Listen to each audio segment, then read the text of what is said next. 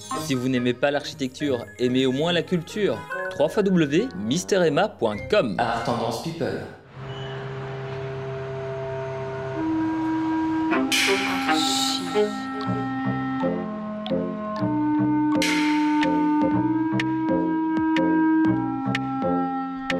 Bonjour et bienvenue dans Arch Urbain, l'émission qui vous parle d'architecture et d'urbanisme à Bruxelles. Je suis aujourd'hui tout au bout de ce qu'on a appelé Manhattan, paraît-il, en compagnie de José Van de Voort du bureau Cero. Bonjour José. Bonjour Emma. Tu vas bien? Mais fort bien. Alors vous faites de l'architecture, vous faites de l'urbanisme et généralement lorsque vous créez quelque chose, ça part souvent d'abord de l'urbanisme parce qu'on vous appelle pour aménager un peu un problème. Effectivement, la plupart de nos projets, en tout cas d'une certaine taille, viennent au départ d'une étude d'urbanisme, d'une étude d'aménagement. Et donc c'est le cas notamment ici dans le quartier nord. Oui, dans le quartier nord. Alors qu'est-ce que vous avez imaginé dans le quartier? On va déjà essayer de repositionner la chose. Nous sommes au bout des tours que l'on a au quartier nord. On est derrière la dernière tour, qui est la tour Zénith, dont on va parler juste après.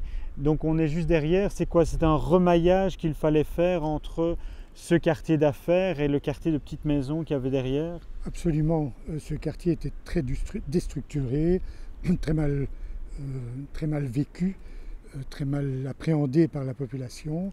Et il a fallu donc redonner une vie à ce quartier en y incluant notamment du logement, qui faisait l'objet d'ailleurs des prescriptions de l'ASI. Et donc ce îlot a été complètement restructuré avec une crèche, avec du logement, avec un immeuble d'activité urbaine. C'est ça. Alors on voit derrière nous différentes promotions qui ont été faites par d'autres bureaux d'architecture. Ça, c'était quand même prévu dans votre plan. Tout à fait. La société Codic qui a dynamisé ce plan d'aménagement souhaitait diversifier les architectures. C'est ainsi que nous avons fait la tour, bien sûr. Nous avons fait également l'immeuble de la Vlaamse Watermaatschappij. Et d'autres architectes ont réalisé notamment les logements que nous avons derrière nous et ceux qui se trouvent au pied de la tour de logement Amelings. Alors la tour de logement Amelings, c'est la fameuse tour des années 60? Exactement, oui, oui. Et qui était un peu perdue comme ça, mais on a essayé de la réintégrer. Qu'est-ce que toi, en tant qu'architecte, tu penses de cette tour? Mais la tour, pour moi, elle ne vaut pas grand-chose, sauf qu'elle a le mérite d'exister et qu'il y habite... Et de fonctionner. Il y habite beaucoup de monde, donc il n'est pas question de la démolir ou de la changer fondamentalement. Elle n'est pas belle, mais enfin bon, elle fait maintenant partie du paysage bruxellois. Tout ce que nous avons essayé de faire, c'est d'essayer d'habiller d'abord le bas de cette tour, qui était un mur mitoyen, donc qui se trouvait là, un énorme mur mitoyen devant un terrain vague. Ce mur a été habillé par de l'habitat, des sortes de maisons qu'on souhaitait, des maisons d'artistes, parce qu'elles sont orientées nord. C'était donc très ingrat à aménager. Elles sont là, elles sont pas mal du tout, elles vivent bien. Et en face de ça, il y a un jardin intérieur avec une crèche qui donne sur ce jardin, des logements d'un côté, des bureaux de l'autre. 13 années 60, c'est également le bureau de police qui se trouve à notre droite. J'ai l'impression que dans ce que vous avez imaginé, on n'a pas expulsé tout le monde.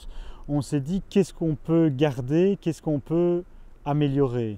Bon, alors, expulser un bureau de police, c'est un petit peu délicat. Je parle de ça, mais je peux parler des logements qui sont juste à côté. Hein. Mais non, ce bureau de police, bien sûr, c'est de l'architecture des années 60. Tout n'est pas mauvais dans les années 60. Et ce bureau a du caractère. Bon, il ne va peut-être pas entrer dans l'histoire de l'architecture, mais voilà, il est là. Et c'est comme la tour. La tour Amelings, elle n'a vraiment aucune qualité architecturale. Donc à mon avis, un jour ou l'autre, elle va disparaître.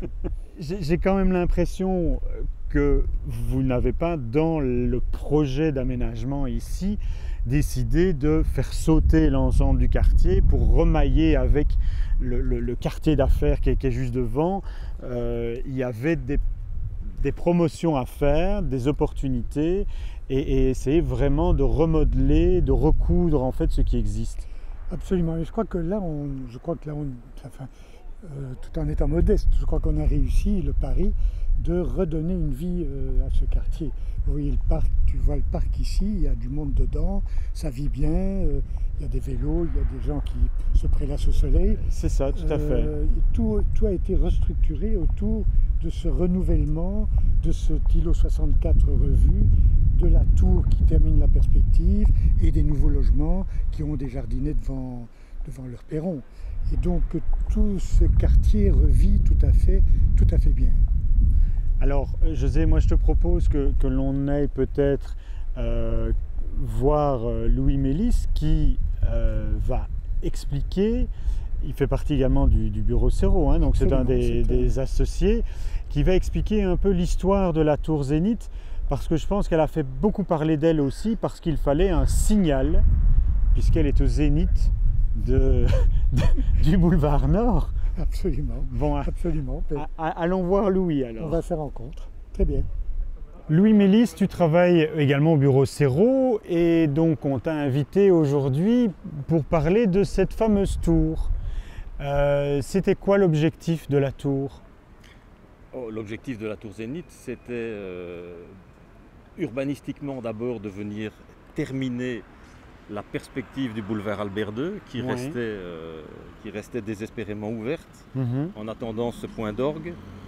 Et pour le développeur, pour le promoteur immobilier Codic, c'était de réaliser un bâtiment de promotion de bureaux de 30 000 m², puisque c'est ce que permettait l'ASIR en termes d'affectation et de surface. Un des enjeux importants de ce projet, nous avons fait cette étude avec le bureau SCO de Paris, et en particulier avec Michel Macary et Luc Delamain.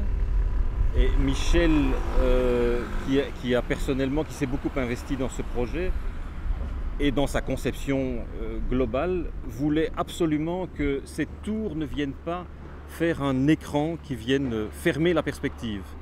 Donc on a fait différentes esquisses de formes différentes pour arriver à la conception que l'on a sous les yeux. C'est deux ailes de bureaux qui sont construites en parallèle l'une de l'autre. Donc celle-là et celle-là. Et celle-là, avec l'expression du noyau central de la tour, qui dessert bien entendu tous les étages, et sur lequel vient se greffer tous les deux niveaux un jardin qui est dans la continuité de ce hall d'entrée. Et ça, c'était la deuxième idée forte du projet. C'était d'exprimer la continuité d'une part du jardin de Wirtz qui est dans l'axe central du boulevard Albert II, et d'autre part du parc Gaucheret qui borde la tour. Donc on tenait à exprimer cette continuité du paysage et dans l'axe principal de la tour et dans ses façades, dans le traitement de ses façades. Alors ça, c'est le côté vert. Oui. À côté de ça, il y a toujours un côté couleur aussi qui dynamise la tour.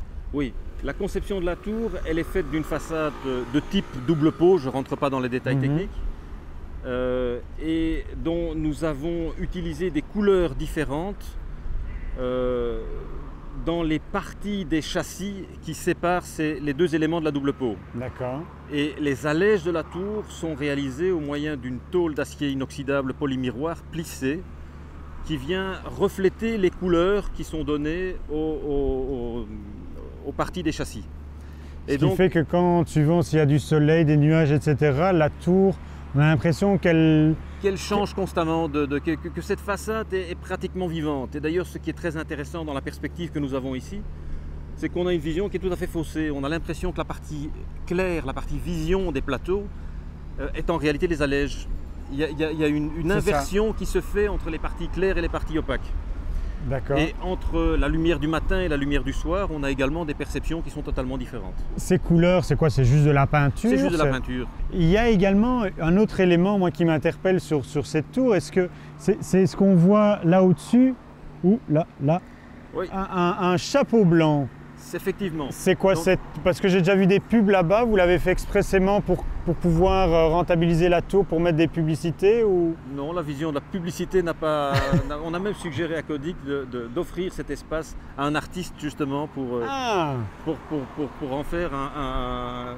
Et Codic n'a toujours pas... Non. Bon, Codix, s'il vous plaît.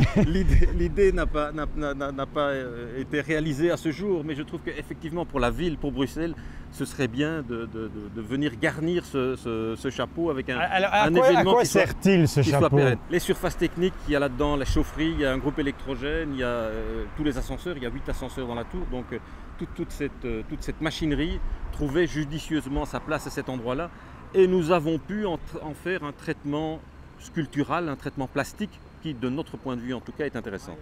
Louis, on s'est un peu déplacé pour montrer un peu ce qui dépasse ici, ce porte-à-faux. Oui. C'était quoi? C'était une volonté d'un geste architectural fort? Clairement, la volonté est d'exprimer cette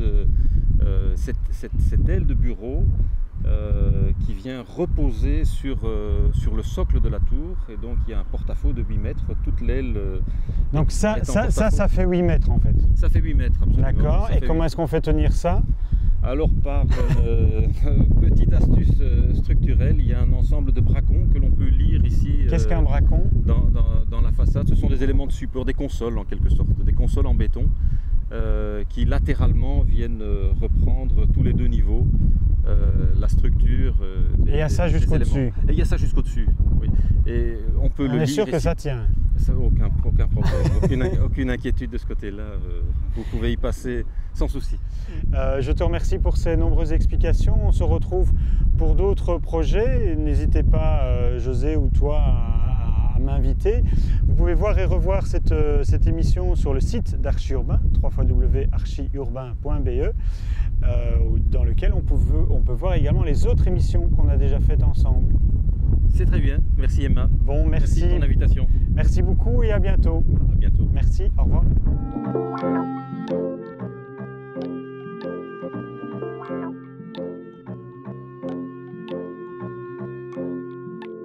Si vous n'aimez pas l'architecture, aimez au moins la culture.